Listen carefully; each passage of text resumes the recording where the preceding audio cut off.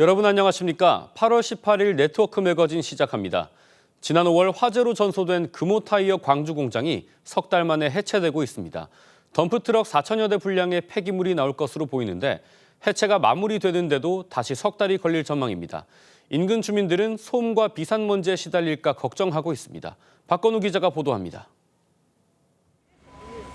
시뻘건 화염이 공장 위로 치솟고 검은 연기가 쉴 새 없이 뿜어져 나옵니다. 지난 5월 화재 당시부터 공장 인근 주민들은 매캐한 연기와 검은 재에 시달리고 있습니다. 견디다 못해 이사한 주민들도 있습니다. 지금도 아파서 병원에 실려간 사람도 있고 이사한 사람하고 빚이 많아. 불이 난 지 석 달 만에 전소된 공장 건물을 해체하는 작업이 시작됐습니다. 중장비를 동원해 축구장 6개 규모의 건물을 3층부터 1층까지 차례대로 뜯어내게 됩니다. 불탄 건물을 모두 해체하기까지는 약 석 달이 걸릴 것으로 보입니다.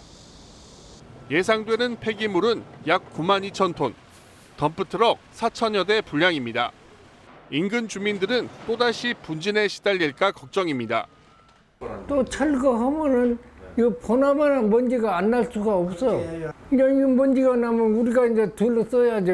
누가 둘러쓰겠어. 금호타이어 측은 가림막을 설치하고 해체 작업을 하고 있습니다.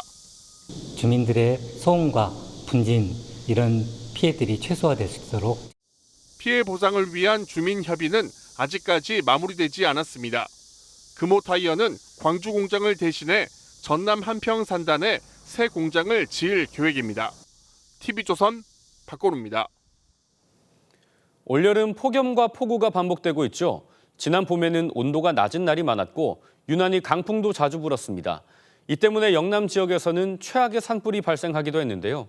이런 악천후를 모두 극복하고 울산 울주에서는 처음으로 햇볕 수확에 나섰습니다. 이심철 기자입니다. 강풍을 타고 속수무책 번지는 불길. 축구장 1,600개가 넘는 산림이 잿더미가 됐지만 배밭은 화마를 피했습니다. 산불이 물러가자 이번엔 계절을 거슬러 추위가 찾아왔습니다. 하얀 꽃망울을 터뜨린 뱃꽃은 그대로 얼어붙었고 농민들은 수분이 안 될까 걱정이었습니다. 이에 울산 울주군은 인공 수분을 지원했습니다. 드론을 활용하여 뱃꽃 인공 수분 꽃가루 살포를 지원을 해드렸고요. 시기에 이상 저온으로 인한 피해를 최소화해드리기 위해서 영양제와 더불어 병해충 방제 약제를 추가로 더. 배가 한참 자랄 시기에는 35도를 훌쩍 넘는 폭염이 계속됐습니다. 하지만 농민들은 이마저도 극복하고 올해 첫 수확의 기쁨을 맛봤습니다. 원앙 조생종 품종으로 나무 한 그루당 15kg 상자 5개에서 6개가 나왔습니다. 올 농사는 크게 기대는 안 했지만은 그래도 과실을 따보니까 참 보람이 상당히 많은 느낌을 가지고 있습니다. 산불의 이상저온, 폭염까지 삼중고를 극복하고 수확된 햇배는 지난해에 이어 올해 두 번째 미국 수출길에 오릅니다. TV조선 이심철입니다. 경기 시화회 여객선이 오늘 처음 백고동을 울렸습니다. 도심에서 대부도까지 40여 분을 운항하는데 주변 관광 활성화가 기대됩니다. 김승동 기자입니다.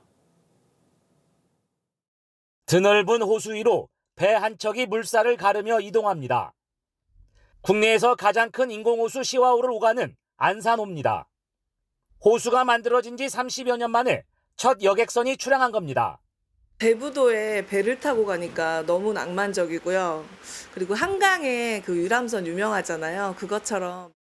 11톤 규모의 안산호는 안산 시내의 반달섬 선착장에서 대부도 옛 방아머리 선착장까지 13km를 오갑니다. 평일에는 하루 2차례, 주말에는 3차례 왕복 운항하는데 최대 30명까지 탈 수 있습니다. 요금은 왕복 기준 성인 2만 원, 안산 시민은 50% 할인됩니다. 안산시는 당초 전기 선박 도입을 추진했지만 배터리 성능 저하 문제 등으로 디젤선을 택했습니다. 육상으로만 접근했던 대부도가 이제 배를 통해서 해상으로도 접근하는 오늘을 계기로 해서 안산을 더 알리고 대부도의 보물섬의 가치를 더 한층. 시는 내년에 여객선을 추가로 투입하고 유람선도 도입할 계획입니다. TV조선 김승도입니다. 전남 광양시가 관광 활성화를 위해 수십억 원을 들여 만든 짚라인이 개장 1년도 안 돼 멈춰설 위기입니다. 예상과 달리 이용객이 없어서입니다. 김태준 기자가 현장 취재했습니다. 광양 망덕산 정상에서 출발해 섬진강 900m를 가로지르는 짚라인입니다. 그런데 고장이라도 난 건지 타는 사람이 한 명도 없습니다. 여름 휴가 성수기지만 광양 짚라인은 이용객이 없어 매표소 앞이 한산하기만 합니다. 궂은 날씨 때문에 사람들이 없는 건지 주민에게 물어봤습니다. 평일에 한 명 탈 때도 한 4-5명? 그리고 주말에는 한 10명 정도 있고, 그 정도. 실제 지난 6월까지의 이용객은 4,100여 명에 불과했습니다. 하루 평균 23명꼴입니다. 당초 광양시는 연간 5만 5천 명이 이용할 것으로 예측하고 69억 원을 들여 짚라인을 만들었습니다. 운영은 민간에 맡겼습니다. 그런데 이용객이 예측치의 5분의 1에도 미치지 못하자 위탁 운영사는 개장 8개월 만에 계약 해지를 요구하고 나섰습니다. 어느 정도 손해를 감수하고라도 유지를 해보겠다고 했는데 지금은 그 정도 예상했던 수입보다도 지출이 너무 많다 보니까. 광양시는 예능 프로그램과 인기 유튜버 등을 통해 홍보를 했다면서 시간이 필요하다고 해명했습니다. 점점 기다리는 시간에 좀 적자로 인해 못 한다고 해서 좀 많이 아쉽고 그렇네요. 하지만 전국적으로 이름난 짚라인만 최소 10곳에 달합니다. TV조선 김태준입니다. 현존하는 가장 오래된 태극기를 본 적이 있으신가요? 광복 80주년을 기념해 보물로 지정된 데니 태극기가 박물관 등 곳곳에 전시되고 있습니다. 기념품과 빵으로도 제작돼 상당한 인기라고 합니다. 김다로 기자입니다. 서로를 감싼 채 조화를 이룬 음양의 태극 문양. 힘찬 소용돌이처럼 보입니다. 고종이 외교 고문이었던 오원 데니에게 1890년 이전에 하사했던 우리나라에 남아있는 가장 오래된 태극기입니다. 뭔가 오래된 태극기를 보니까 신기하고 좋았어요. 보면서 뭔가 그 광복까지의 그 느낌이 들었고. 국립박물관 문화재단은 데니 태극기를 주제로 5가지 기념품을 만들었습니다. 일부는 품귀 현상까지 빚어질 정도로 인기입니다. 입고를 하는 날이면은 또 새벽까지 와서 줄을 서실 정도로 엄청난 관람객이 많이 모으고 계십니다. 한국조폐공사는 대전의 유명 빵집과 협업해 광복절 빵을 만들었는데 데니 태극기를 포장지와 엽서에 그려 넣었습니다.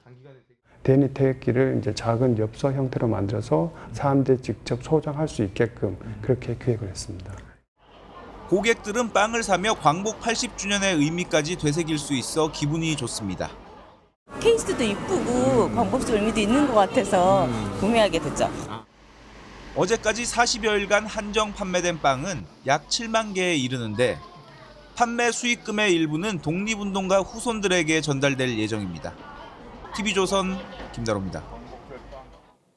초대석 순서입니다. 저출산으로 학생이 줄어들면서 지방을 중심으로 문을 닫는 학교들이 늘어나고 있습니다.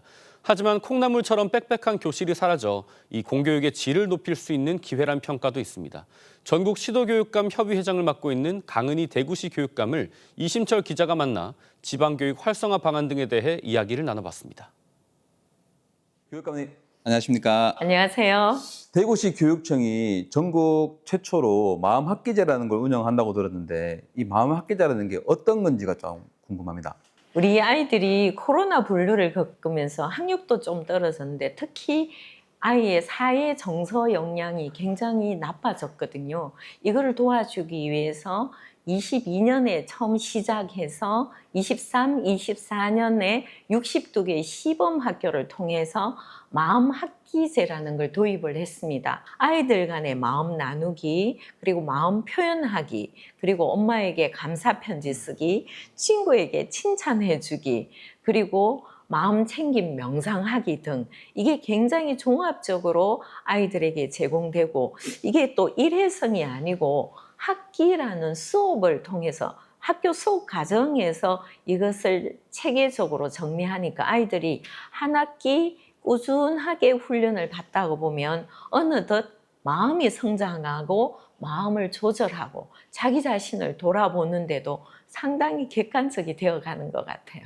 피상적인 상담이나 이런 게 아니고 체계적인 프로그램 속에서 지속적으로 훈련을 하는 게 마음학기제의 가장 핵심이기도 합니다.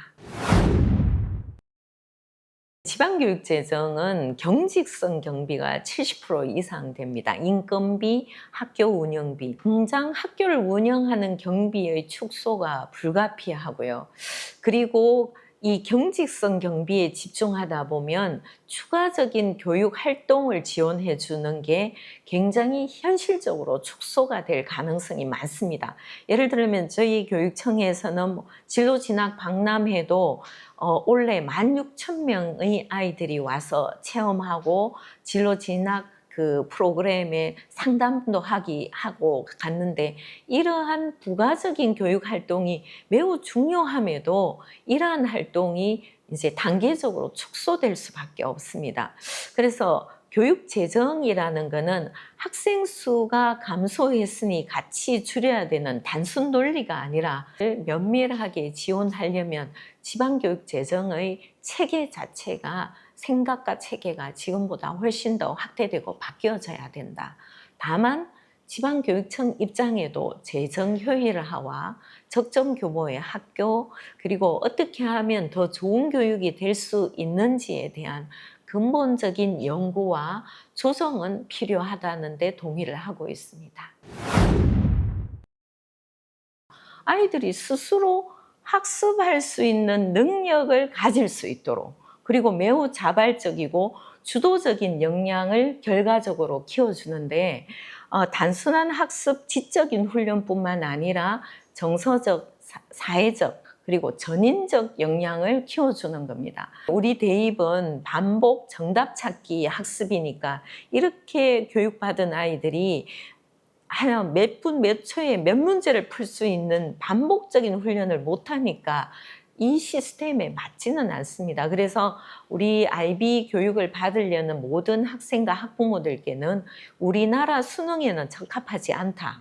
그러나 대학은 충분히 갈 수 있다. 대학에서는 수능 최저가 없는 학생부 종합전형에서 25%의 학생들을 뽑고 있습니다. 현장에서부터 교육을 바꾸는 운동이기 때문에 대학 입사관 그리고 대학 관계 당국도 이 프로그램에 대해서 상당하게 관심을 갖고 깊이 있게 들여다보고 있습니다. 가족 공동체 지속 가능하려면 지금 가족이 있어야 되고 미래도 가족이 있어야 세대가 연계가 되니까 아이들에게 실제적으로 유치원부터 초중등까지 교육 자료를 만들었습니다. 그래서 가족이란 어떤 건가, 가족은 어떻게 생겼을까, 가족이 유지되려면 어떨까, 가족의 역할, 아빠 역할도 해보고 엄마 역할도 해보고 할머니 역할도 해보고, 그러다 보면 아이들이 유치원부터 고등학교를 졸업하면서 가족에 대한 생각을 좀 더 많이 하면 나이가 들어서 가족을 이루겠다 말겠다 이게 아니라 어릴 때부터 가족은 이루어져야 되구나, 가족을 잘 지키고 가족을 만드는 게 삶의 매우 중요한 핵심 가치다. 코로나 전에는 막 운동회도 굉장히 많이 하고 이랬던데 학교의 문화가 그 사이에 많이 바뀌어졌어요. 그리고 이제 거리를 두는데 너무 익숙해져 있었는데 지금 이 가족 간 공동체 프로젝트를 하면서 엄마 아빠와 함께 학교에서 뭐 체육 활동하고 함께 체험하고, 그리고 뭐 숙제도 엄마하고 같이 하는 숙제, 그리고 체험 프로그램 가족 이야기도 계속 아이들에게 쓰게 합니다. 교육관님 오늘 말씀 감사합니다. 네. 오늘 네트워크 매거진은 여기서 마치겠습니다. 시청해주신 여러분 고맙습니다.